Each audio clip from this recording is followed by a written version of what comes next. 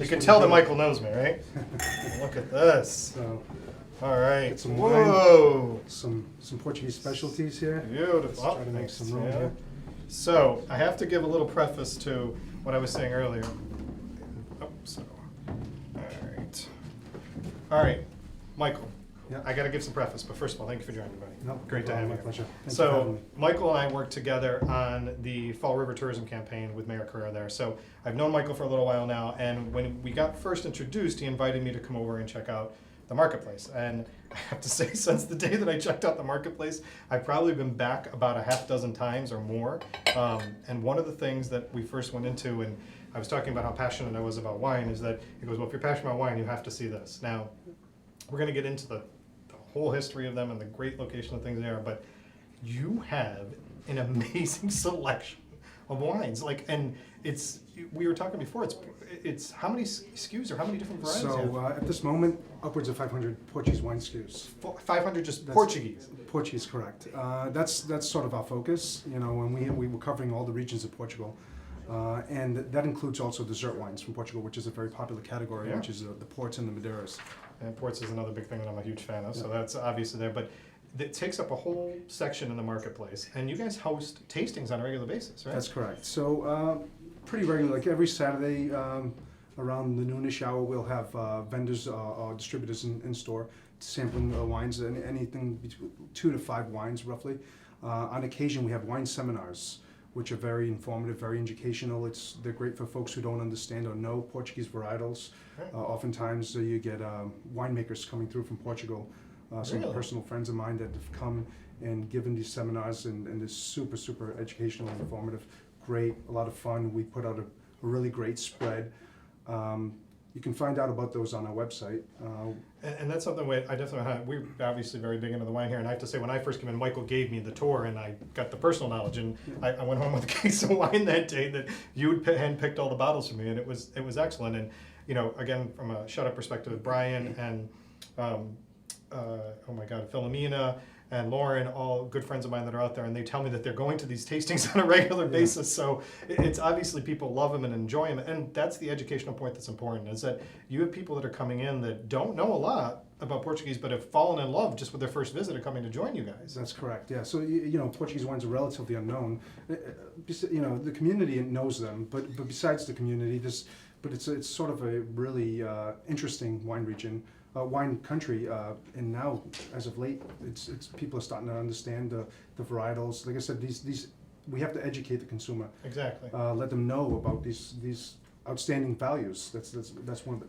So before we get into tasting the wines, which I absolutely want to do, give us kind of a visual of the marketplace, because the marketplace has been around for one period of time, but you guys as a company and as an import has been around for a different. So it's how many years for the importing side? So we're celebrating this year 30 years of Excellent. business. So we started off as an importer, as you know, and at the time, 2-3 years into importing, we transitioned into retail, but it was always sort of a small corner store, Yep. so to speak.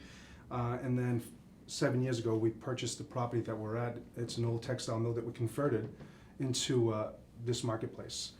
So the feel of the place is this old textile mill that's been given sort of a new life. Absolutely. And so you have this sort of rustic brick, you know, exposed beam ceiling with some beautiful merchandising, some, you know, you walk into what looks like a sort of an outdoor market. That's what I was just going to say. So you don't feel like you're in a, for lack of better terms, a grocery store. You don't have that feeling at all because of the way that you're set up and the openness and the airiness of Right. it. And you've, you know, in talking to Andy before this about the Abbey Grill, so you've kind of done the same thing. You've taken a space and made this space your own and renovated the space even more, right? That's correct. So, and it's how many years for the marketplace now? So 5 years, we'll celebrate 5 years this year. So 30 years you're celebrating for the importing and 5 years for the marketplace. That's correct, yes. So you guys have made an amazing thing there. And it's funny, as I got a compliment for you from a friend of mine at Dave's Marketplace, Ken, Correct. sent me this Ken. nice thing today, and he said, "Oh, I love Michael. You're having him on." He goes, "It makes me feel like I'm in the Azores when I go there." Ken's And a he's- great guy, Yeah, so yeah. he said he sent me a nice message, so I wanted to make sure that you knew that. Thank you. And they've got a great event coming up this weekend too, so we'll talk a little bit about them. But tell us let's start with the wine, and then we'll get to the food. Tell us what you brought today. So I brought something really unique, incredibly unique, and it's exclusive to Portugalia. This is a friend of mine who's producing this wine in the Azores. Now, the Azores is a very small wine-grown region. Yeah. And it's so unique. These vines grow in lava rock.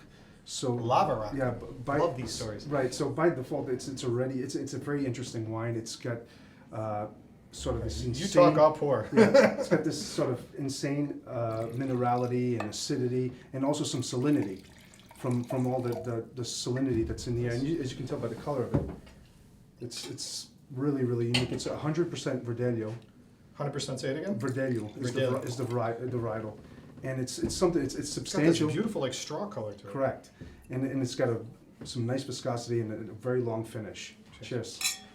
And this would pair very nicely with the canned fish you see here, because of the oils and the omega-3s in here. So let's go back and forth if you don't mind, because it seems like we can do that based on some of these wines. That is absolutely amazing. And this spends a little time in oak as well. Really? Yeah.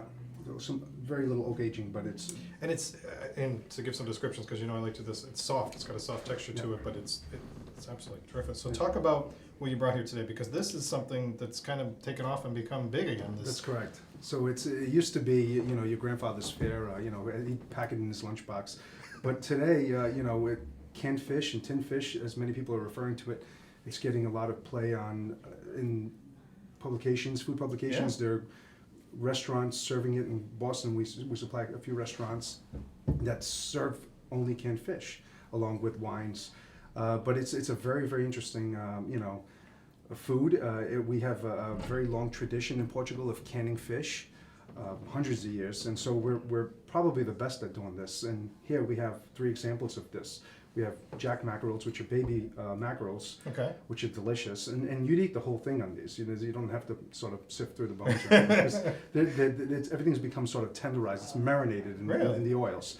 Here is something we're really known for is the tuna, and the tuna is caught in the Azores. It's these skipjack tunas that are Skipjack. yeah, Okay. incredible tuna. And then here we have, of course, the sardine, which is again a Portuguese staple. Sardine is just. In this case, you have a skinless, boneless, so it's for the lazy man sardine. Okay. That's for me. Yeah. And then here you have some sides that would sprinkle nicely on here. Some sea salt or some house pickled onions that we do in store that sell out like crazy. And this is the Portuguese pimenta moída, which is our crushed relish.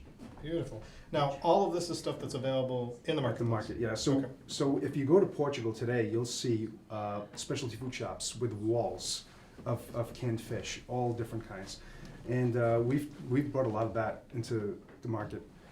So we have many lines, many different kinds of the tin fish as well. Yeah, that's correct. I'm showing you 3 of maybe 100, or Really? close to at least 100 cans at this moment. And you're saying that, and I it's funny because when Michael and I were talking before the show and going back and forth, and like I said, he's a great guy. This is something I saw this literally probably the day that I spoke to you. All of a sudden, I'm seeing this online and seeing these reviews about tin fish and coming in. And the Portuguese one was saying, what you just said, is that they've probably done it the best because they've been doing it for so long. That's correct. So the product and the style and how it's coming in, and someone, there was a comment in one of the articles about the freshness or the quality. And every single comment below it was 100% great, 100% amazing. Yeah. It's like there was no question that the quality wasn't No, there it's for it. like I said, we have such a deep heritage of canning fish, and and some of the packaging is interesting as well. They do use a lot of vintage packaging. A lot of Okay. vintage packaging is being Which is what this is. I mean, that's correct. beautiful. Right there. So that's the same package that Minerva's used for possibly since 1942. So Now, talking about fish, kind of a quick segue is that you got this room that was amazing to me to come see at Portugalia, and it was cod and other kinds of fish in there, right? correct, mostly cod. It's a salt cod room. Salted cod. room. Right, and so we designed the salt cod room because in our previous business, we had really built a core following for salt cod with the Portuguese folks. We had customers traveling in from Connecticut, New Hampshire, you name it, New Jersey, to purchase our salt cod because we have this long-lasting relationship with our supplier, and we pride ourselves on having the best salt cod. So when we designed the space, we wanted to create this space that was sort of paying homage to salt cod. We wanted to let the base know, who had supported us for all those years, that we were still in the cod business. We hadn't deviated Excellent. from the cod business. So it was very important to make that sort of bold statement by having this room that's odor controlled, although you can still smell it. Yeah. Temperature controlled, which keeps and preserves the fish longer. Although the fish doesn't require much preserving because Right. it's Salted. salted fish. But that's sort of it gets constantly shared on social media. I was just going to say that is that there are so many people that when I've been there is they make it a focal point for pictures. Yeah. They're taking pictures in the salted cod room as they're shopping Yeah. or they're with their grandparents, and it seems to be one of those nice generational things that's passed on to people to really Correct. enjoying it. Yeah. To- No, and it tells people, the non-Portuguese people, that we're serious about our salt cod. You know, salt cod is our national dish. Right. You can go to Portugal and you can eat at the local corner Tasca, which is the little tavern on the corner, and they serve salt cod. And you can go to the finest of restaurants and they serve salt cod and everything in between. So, you see in various interpretations of salt cod. But the classic dishes, it's just a fish that's so versatile, Right. and it lends itself well to many different preparations. So what is this here then? And that's There we go. a segue.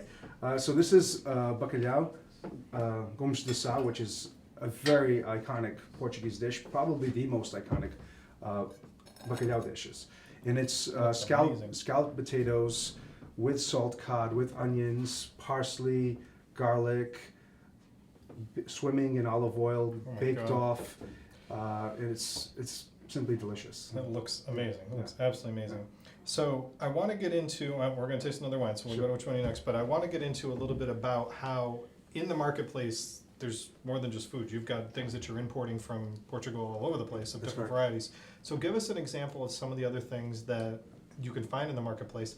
And then I also want to make sure that we touch upon the fact that you've set up this e-commerce that I saw, right? That's correct. All right, Yeah. so let's talk about a little bit about what some of the other things are that you carry, because it's a one-stop shopping from a Portuguese standpoint to Right, come in right. there.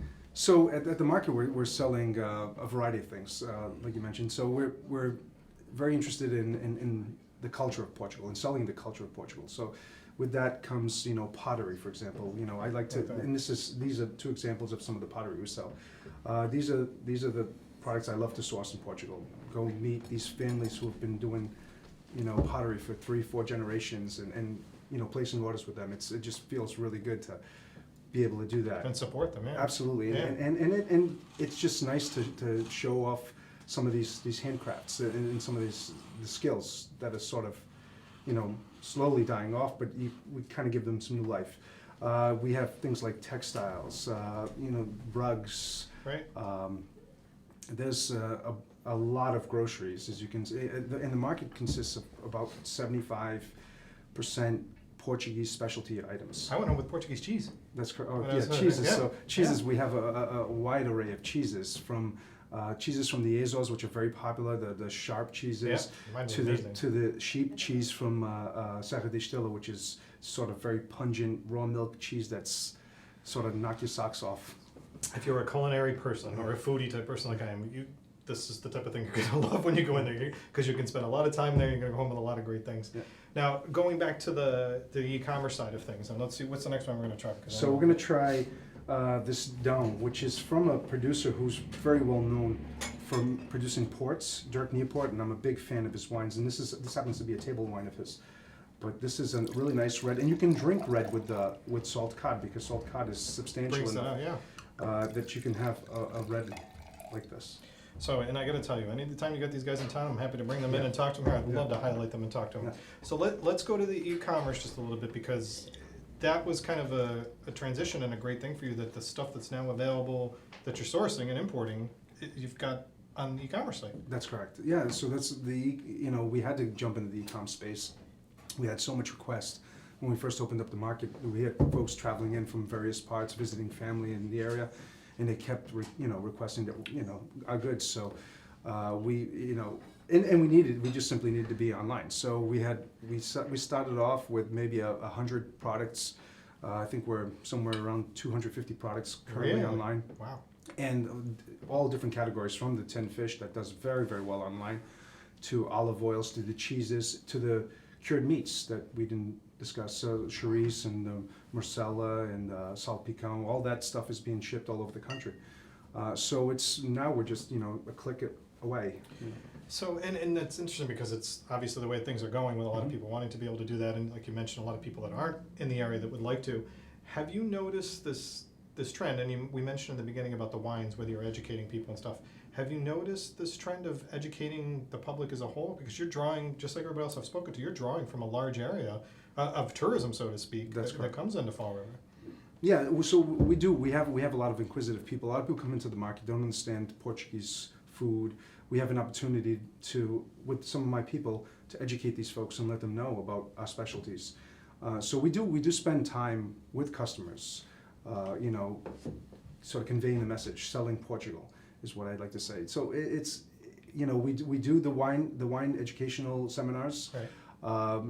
We've discussed potentially doing other things in the future, possibly cooking demos and Oh, things like that. excellent. We do various other events. We do a chocolate festival. Nice. That's taking place the weekend prior to Valentine's Day, then on February 10th. February 10th, okay. Yeah. So in that event, we'll have demonstrations. We'll have a couple of chocolatiers in store selling their chocolates. We'll also have Courtney Silva, who was a Food Network contender, a competitor on one of those what do you call it, cupcake shows. So we have live entertainment along with 2 or 3 people tasting wines. All on that day. All on that day. So this happens between 11 to 2. So you just started that 11 to 2, February 10th. Yep. So 4 days before Valentine's, you could get saved. You could Absolutely. literally get saved with what you need to buy for Valentine's Absolutely, Day. and it always goes over really big. It's a big draw. People really enjoy it. It's very lively and spirited, and it's a lot of what happens on a Saturday. If you come into the marketplace on a Saturday, it's electric. Yeah, it's a lively environment. I've been to a couple of the events and the tastings and stuff, and it is. You draw a great crowd, a lot of people that are inquisitive and wanting to learn more about it. So we've covered a lot of great history. We've covered a lot of the products they have. This event, this is fantastic. The e-commerce, the wines, and I got to tell you, that's an amazing thing. Just 500 Portuguese wines to be able to choose from in one location is fantastic. And I don't. What's the last thing here? So this is an olive oil. You know, so just an example of some of the products we sell from a very small producer, a farm in the north of Portugal. We prefer to work with small producers, Yep. family-owned farms, and this is they're award-winning olive oils. They have 3 in their line and one better than the next. So before I let you go, just from a standpoint of education program, from a sourcing perspective, you have your family and you have a nice background. And are you traveling on a frequent basis with your connections to try to source these things? And like, as you said, you're coming up with new things on a regular basis, but they're all authentic products. Correct. Yeah, so I do get to Portugal at least 2 times a year, some cases 3. This past year was 2. But I have a trip planned probably within a month. I may be going to Portugal. There's a trade show that I often attend where I can meet with a lot of my existing suppliers and look for new product as well. And then I also like to, when I'm there, take some time and go into the countryside and try to find Unique items. Exactly, gems. Wonderful. So that's a lot of fun, and I do try to, like I said, get there on a pretty frequent basis. So I'm connected and I feel what's happening, because Portugal is very dynamic at the moment. There's a lot of there's a lot of new, there's a lot of interest in Portugal. Well, I'm sure they're very appreciative of the things that you're doing for them, and so are the people back here in the States. So thank you very much, Michael. I appreciate My making the pleasure. time today. Really great to see you. Thank you. He's got a beautiful family and he has great things over there, so he's a good guy. Thanks. All right, so I'm going to slide this out. Those tin fishes look amazing. Here you go, Christina. Let's go. There we go. Thank you, Taylor. So, if you haven't been to Portugalia Marketplace, you're definitely missing out. It's worth the trip of just alone going to that on the weekend to check it out. And Michael